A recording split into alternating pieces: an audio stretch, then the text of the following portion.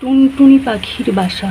এই যে টুনটুনি পাখির বাসা, এটা আমাদের একটা ডুমুর গাছে হয়েছে, সেটাই আপনাদের সঙ্গে শেয়ার করছি। বন্ধুরা, আরও একটি টুনটুনি বাসার সন্ধান পেয়ে গেলাম। আমাদের বাড়ির ভেতরে এই যে দেওয়াল আছে, দেওয়ালের পাশে একটি এই যে ডুম্বুর গাছ দেখতে পাচ্ছেন, এই ডুম্বুর গাছের এই টুনটুনি পাখি বাসা তৈরি করেছে। আসুন দেখা যাক। কিছুক্ষণ আগে আওয়াজ পাচ্ছিলাম, তখনই বুঝতে পারলাম এখানে নিশ্চয়ই কোনো টুনটুনি পাখি বাসা তৈরি করেছে। তো আসছি, দেখুন ভেতরে এখন ওরা নেই এখানে, আওয়াজ ওই জন্য আওয়াজ পেলাম না বলেই ওখানে আসলাম। একটু ফুল গাছের এই পাতাটাতে দেখুন কত সুন্দর সেলাই করে বাসাটা তৈরি করেছে।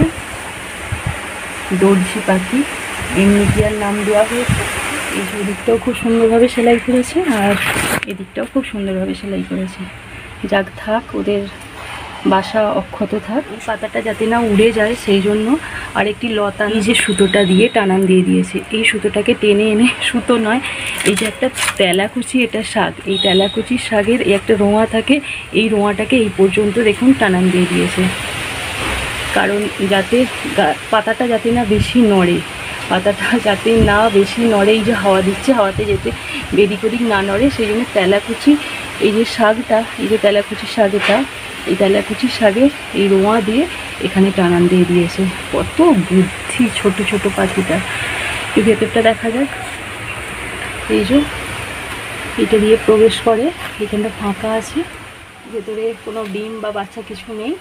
দেখুন বন্ধুরা, ভেতরে পাতার ভেতরটা খুব সুন্দরভাবে হালকা তুলো জাতীয় কিছু একটা দিয়ে দিয়েছে।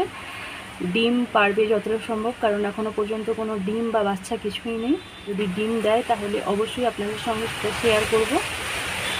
এই যে কাছাকাছি আমি আওয়াজ পাচ্ছি, হয়তো এসে গেছে, তাই ভিডিওটা এখানেই রাখলাম।